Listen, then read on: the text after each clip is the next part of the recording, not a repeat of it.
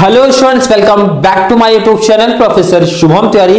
बात करने वाले हैं आज एफवाई बीकॉम सेम 1 में कॉमर्स 1 जो आपका सब्जेक्ट है। जिस बच्चे को केटी लग गई है, केटी का टेंशन है और कुछ टाइम के बाद आप लोग का केटी का एग्जाम है, तो भाई लिमिटेड नंबर ऑफ क्वेश्चंस में, लिमिटेड नंबर ऑफ लेक्चर्स में, लिमिटेड नंबर ऑफ डेज में कैसे अपनी केटी क्लियर करोगे कॉमर्स 1 की।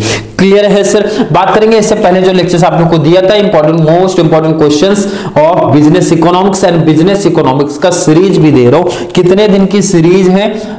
कितने दिन की सर? 10 डेज की सीरीज है। जिस बच्चे को आपके कोई फ्रेंड सर्कल दोस्त यार को ना केटी लगी है बिजनेस इकोनॉमिक्स 1 में, तो आप लोग उनको शेयर कर दो। चैनल का लिंक सेपरेट ग्रुप प्लेलिस्ट आपका बना दिया हूं बिजनेस इकोनॉमिक्स 1 के नाम से। एफवाई बीकॉम वाले बच्चों 10 डेज में कंप्लीट इकोनॉमिक्स का केटी का टेंशन कैसे दूर करना है, कितने लिमिटेड नंबर ऑफ टॉपिक्स में 10 डेज के लेक्चर्स प्रोवाइड कर रहा हूं, तो आप समझ सकते हो 10 डेज के अंदर केटी का टेंशन हमारा हो जाता है कंप्लीट।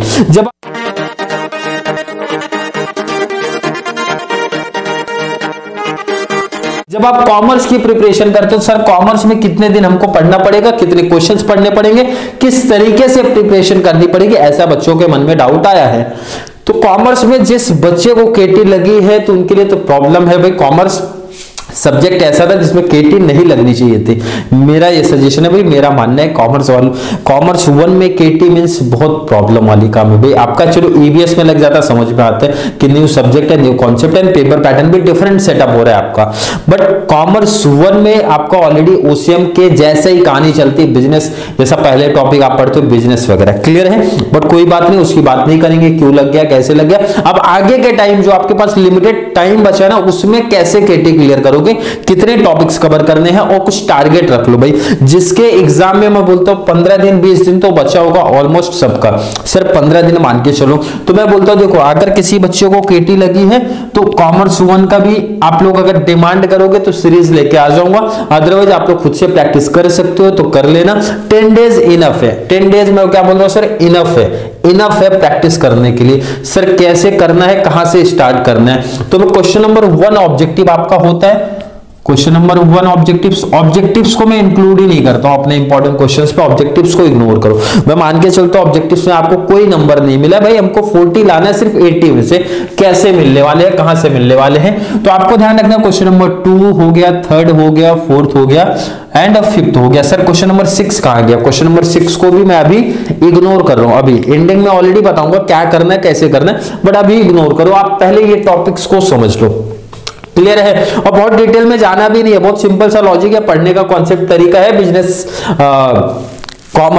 इकोनॉमिक्स में कॉमर्स का पढ़ने का जो तरीका मेथड है सिंपल सा है। क्वेश्चन देख लो थोड़ा सा मैंने क्या रखा है यहाँ पे। क्वेश्चन नंबर 2 में कितने नंबर ऑफ क्वेश्चन है? सर 3 क्वेश्चंस देख के रखो। कॉन्सेप्ट आप थोड़ा ध्यान से समझो, किस तरीके से प्रैक्टिस करने पड़ेंगे आपको। Steps in setting business objectives पहला क्वेश्चन दिया हूं। Classification of business objective second question दिया हूं। इट मींस दोनों क्वेश्चन बिजनेस ऑब्जेक्टिव से रिलेट करते हैं, तो आपको थोड़ा सा लिख के प्रैक्टिस करना पड़ेगा, तो आप क्या करो, जैसे सपोज पहला दिन मैं पहले दिन लेके बैठ रहा हूं, तो पहला क्वेश्चन ले लिया मैंने sir steps in setting business objective. सब बच्चों की प्रॉब्लम जो मेजर प्रॉब्लम क्रिएट होती है वो क्या करते हैं, टेक्स्ट बुक जैसे मेरे पास ये पढ़े आप लोग को दिखा देता हूं, तो पूरा कॉन्सेप्ट आपको समझेगा। सपोज मैंने ये क्वेश्चन ले लिया, बिजनेस ऑब्जेक्टिव्स आपको दिखा दो। ये क्वेश्चन मेरे पास आपको दिख रहा है। अब बच्चों की प्रॉब्लम है कि सर तैयारी कहां से करें, और प्रॉब्लम सबसे बड़ी प्रॉब्लम क्रिएट क्या होती है मालूम है? वो लाइन से पढ़ना चालू कर देते। लाइन से आप पढ़ना चालू कर दोगे, पॉइंट्स आपने किया तो पॉइंट्स के अंदर का भी पढ़ रहे हो। तो प्रॉब्लम ये है कि बहुत सारे बच्चे, मुझे पता है कि ना कि भाई वर्ड टू वर्ड कभी भी कॉमर्स नहीं लिखा जाता है, कभी भी कॉमर्स नहीं लिखा जाता, अपना ओन वर्डिंग। और जब आप स्टार्ट करते हो, मतलब आपका इनकेस में मान के चलते हो कि बहुत अच्छी ग्रामर हमारी नहीं है सर, बहुत अच्छी इंग्लिश नहीं है और बहुत ज्यादा मैं रट नहीं सकता हूं कॉन्सेप्ट को, तो आपके लिए कॉन्सेप्ट क्या है ध्यान से देखो। आप लोग सिंपल सा 10 डेज थोड़ी सी अच्छी मेहनत कर लो। क्या करो, एक सेपरेट नोटबुक आपके पास होगी तो वो बना लो। क्या करना, सपोज ये क्वेश्चन आप ले रहे हो steps in setting business objectives. Clear है? स्क्रीन पे ऑलरेडी दिखा दूंगा किस तरीके से, सिंपल, बहुत हार्ड वर्किंग आपका काम नहीं दे रहा हूं भाई, सिंपल से क्वेश्चंस आपको दे रहा हूं। क्या करना सर, मीनिंग मैंने लिख लिया। किसकी मीनिंग, कैसा लिखना sir? Steps in business objectives means business objectives के, देखो आपका ये बुक है तो यहाँ पे बिजनेस ऑब्जेक्टिव्स की मीनिंग लिखी गई है, बट उन्होंने पैराग्राफ में लिखा तो उसको आप पॉइंट्स में कर लो भाई।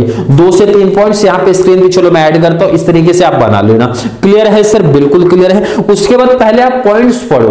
पॉइंट्स आपको पहले पढ़ने। ये जो आप गलती करते हो अंदर का डिटेल भी उसी टाइम पढ़ने लगते हो ना, और सोचते हो मैं पूरा डिटेल्स रट लूंगा, तो ये सबसे बड़ी प्रॉब्लम आप कर रहे हो।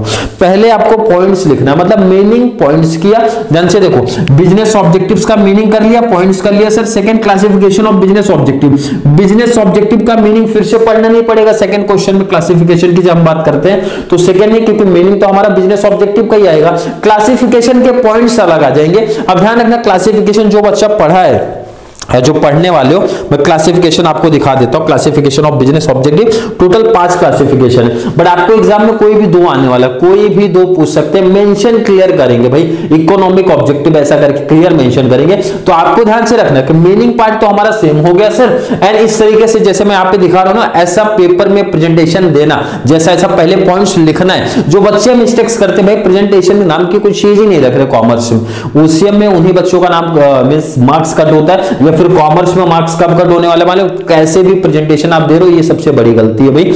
कंपलसरी रखो कि मीनिंग लिखना जरूरी है। जो बच्चों के माइंड में डाउट है सर डिफाइन लिखना कंपलसरी है क्या, नहीं, डिफाइन कंपलसरी नहीं है, बट हाँ डिफाइन याद है तो एडवांटेज तो मिलता है उसका, बट मीनिंग तो कंपलसरी है। आपको ध्यान में रखना भाई, एक मतलब सपोज मैंने स्टार्ट किया क्वेश्चन मीनिंग, जैसे मैं यहाँ पे आपको दिखा रहा हूं, मीनिंग के बाद आपके सपोज ये पॉइंट्स आ गए, कोई भी 2 ऑब्जेक्टिव, ऑब्जेक्टिव्स को एक पेज तो आपका प्रॉपर प्रेजेंटेशन अगर मैंने शॉर्ट में भी किया तो ये फिट हो जाता है। ये किसके लिए, जिनको आगे का डिटेल लिखने में प्रॉब्लम होती है, मैं उन बच्चों की बात करूं। पहले यहां से प्रिपरेशन आप करो, एक दिन में मिनिमम कितने क्वेश्चंस की प्रैक्टिस कर लेना है सर, 3 क्वेश्चन की, बहुत हार्ड लेवल काम नहीं दे रहा हूं, मीनिंग कर लो, पॉइंट्स कर लो भाई, एक दिन में 3 क्वेश्चन, बहुत बड़ी बात नहीं दे रहा हूं, बहुत बड़ी नहीं, बहुत सिंपल सी कहानी दे रहा हूं। 3 क्वेश्चन ये आपने कर लिया तो देखो एक क्वेश्चन लिख लो, यहां से बनने वाला एक क्वेश्चन आएगा, क्वेश्चन नंबर 2 में ये 3 में से आपको बोर्ड मींस आपका जो भी पेपर होने वाला है, एक क्वेश्चन आपका फंस गया। क्लियर है सर, बिल्कुल क्लियर। क्वेश्चन नंबर 3 पे आओ। सर आगे क्यों नहीं करना सेकंड क्वेश्चन, क्योंकि 2 क्वेश्चन कवर करने, मैंने बोला उसमें नंबर ऑफ क्वेश्चन हमारे ज्यादा है, पहले आप उसको साइड करिए भाई, जहां पे कम मेहनत पे हमको ज्यादा मार्क्स मिल रहा है मैं उस पे फोकस करूंगा। क्लियर है, यही एडवांटेज है, टाइम कम है तो ऐसे क्वेश्चन पे आप फोकस करो ना जहां मेहनत हमको कम करना पड़े, क्वेश्चन हमारे इजी तरीके से बनने वाले हैं। जैसे मैं बात करूं फीचर्स ऑफ बिजनेस एनवायरनमेंट कर लो, इंपॉर्टेंस ऑफ बिजनेस एनवायरनमेंट कर लो। अब देखो यहाँ पे वही समझो आप, बिजनेस इन्वायरमेंट, इसका मतलब सर अगर मैं मीनिंग एक जगह पढ़ता हूं तो दूसरी जगह बेनिफिट मिलेगा, बिल्कुल मिलने वाला है। तो यही चीज मैं आपको बोल रहा हूं करने का, मीनिंग आप लिख के प्रैक्टिस कर लो, याद कर लो, समझ लो, जैसा भी आपको समझ में आता है भाई कर लिया। उसके बाद पॉइंट्स लिखो, features of business objectives, importance में इंपॉर्टेंस का पॉइंट लिखो, बट ध्यान रखना सीधा कोई बच्चा पॉइंट्स को एक्सप्लेन नहीं करेगा, पहले प्रेजेंटेशन आपको देना, मतलब पॉइंट्स दिखाना है अलग अलग तरीके से, अलग अलग डिजाइन, अलग अलग डायग्राम टाइप, जैसे आपको कंफर्टेबल फील होता है। क्लियर है सर, बिल्कुल क्लियर है। Inter relationship between business and environment, clear है सर, बिल्कुल क्लियर है।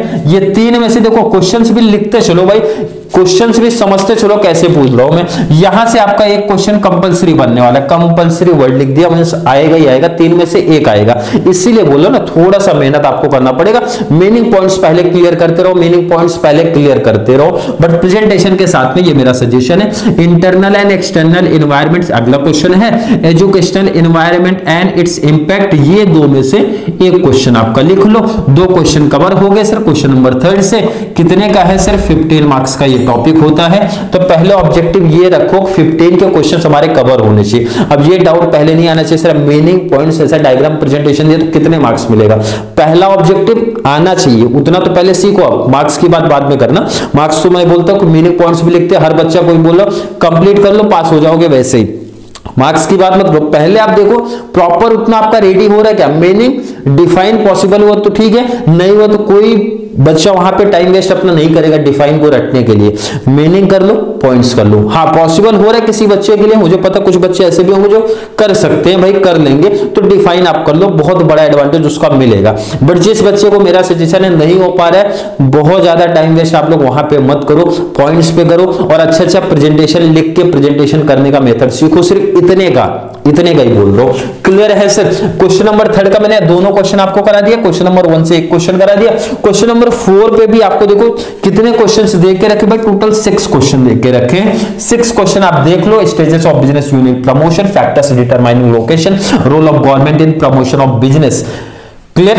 ये 3 से कितना क्वेश्चन आएगा, एक क्वेश्चन आएगा। ये 3 से एक क्वेश्चन आपको बनने ही वाले हैं और ये 3 से एक क्वेश्चन बनने ही वाले। क्वेश्चन क्या रीड करो, बाद में स्क्रीनशॉट ले लेना, साइड हो जाऊंगा तो। क्लियर है, चलो अभी साइड हो जाता है, स्क्रीनशॉट आप लोग ले लो।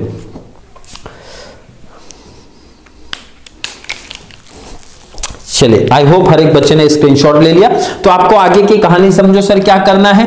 ये 2 क्वेश्चन में से एक क्वेश्चन यहां भी कंपलसरी हो गया, ये 3 में से एक क्वेश्चन आपको कंपलसरी हो गया। मतलब देखो, यहां के 2 क्वेश्चन हमारे कवर हो जाएंगे, 2 क्वेश्चन यहां के कवर हो जाएंगे। मतलब सर मार्क्स कितना कवर हो गया, 30। कितना मिलेगा वो बार बार बोलो, कोई बच्चा अभी मत सोचो, अभी आप देखो उतना रेडी कर पा रहे हो जितना मैं आपको गाइड कर रहा हूं। 30 सर ये कवर हो गया, 2 क्वेश्चन यहां से भी आपने कवर करवाए सर, ये हमारा 45 प्लस हमारा ये, मतलब 60 में से एक क्वेश्चन अभी तक नहीं कवर हुआ, बाकी हमारा कवर हो गया सर। अब बच्चों के मन में डाउट, सर क्वेश्चन नंबर 6 किधर गया भाई, शॉर्ट नोट्स हमारे कहां चले गए, शॉर्ट नोट्स हमारे कहां से कवर होंगे। क्लियर है ये डाउट, ये कंफ्यूजन क्रिएट हो रहा है, तो ध्यान से सुन लो भाई। क्वेश्चन शॉर्ट नोट्स की अगर मैं बात करता हूं, आप लोग का क्या आता है sir, any 4 out of 6, any 4 out of 6 आएगा। क्लियर है। अब एक सिंपल बता रहा हूं, जितने क्वेश्चंस आपको यहां पे दिए गए हैं, इसी क्वेश्चन में से 2 से 3 क्वेश्चन आपको मिलेगा। 2 से 3 क्वेश्चन में बोला इसी इतने में से ही मिल जाएगा आपको। मतलब सर कैसे पूछ सकता है, जैसे इंटरनल एनवायरनमेंट करके पूछ सकता है, आपने यहाँ पे कवर किया तो आएगा ही आएगा यहाँ पे। क्लियर है क्या, या फिर कोई भी टॉपिक आपको पूछा जा सकता है। 2 से 3 क्वेश्चन यहाँ पे हो जाएगा। मैं ये नहीं बोल रहा कंपलसरी 4 नहीं हो पाएगा, बट 2 से 3 हो जाएंगे, मतलब 10 मार्क्स का यहाँ पे भी कवर हो जाएगा। तो आप खुद से सोच लो भाई, केटी का टेंशन क्लियर हो गया कि नहीं हो गया। क्लियर है, आई होप यहां तक का हर एक बच्चे को कॉन्सेप्ट क्लियर है। फिर भी किसी बच्चे को थोड़ा सा भी डाउट कंफ्यूजन कॉमर्स सब्जेक्ट के रिगार्डिंग आ रहा है, कमेंट बॉक्स में ऐड कर देना। या फिर इकोनॉमिक्स के जैसे कॉमर्स की भी सीरीज चाहिए 10 डेज की, जितने ज्यादा बच्चे डिमांड करेंगे, जितने ज्यादा बच्चे कमेंट में ऐड करेंगे सर कॉमर्स 1 की भी सीरीज लेके आओ, जैसा आप बिजनेस इकोनॉमिक्स की लेके आ रहे हो 10 डेज वाली सीरीज, तो कॉमर्स 1 का भी सीरीज लेके आ जाऊंगा, जिसमें प्रॉपर गाइड कर दूंगा। एटलीस्ट थोड़ा सा भी कॉन्सेप्ट आप लिखोगे, इस तरीके से पेपर प्रेजेंटेशन आप लोग एग्जाम में दोगे, तो इजी आपका केटी कैसे क्लियर हो जाएगा। जैसे मेरा सजेशन है, किसी बच्चे को, जिस बच्चे को केटी लगी, थोड़ा सा भी डाउट कंफ्यूजन अगर क्रिएट हुआ है, कमेंट बॉक्स में ऐड कर देना। क्लियर है, इसलिए बहुत सारे बच्चों को पर्सनल नंबर मैंने शेयर किया है, बिजनेस इकोनॉमिक्स 1 वाले में जाके वहां से देख सकते हो नंबर पे। कोई डाउट कंफ्यूजन आ रहा है तो आप पर्सनल व्हाट्सएप पे मैसेज कर सकते हो, जहां पे आपको उसका रिप्लाई मिल जाएगा।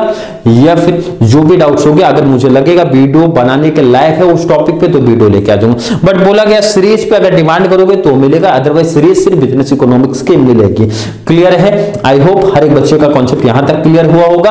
फिर भी थोड़ा सा भी डाउट कंफ्यूजन अगर आ रहा है तो कमेंट बॉक्स में ऐड कर दो।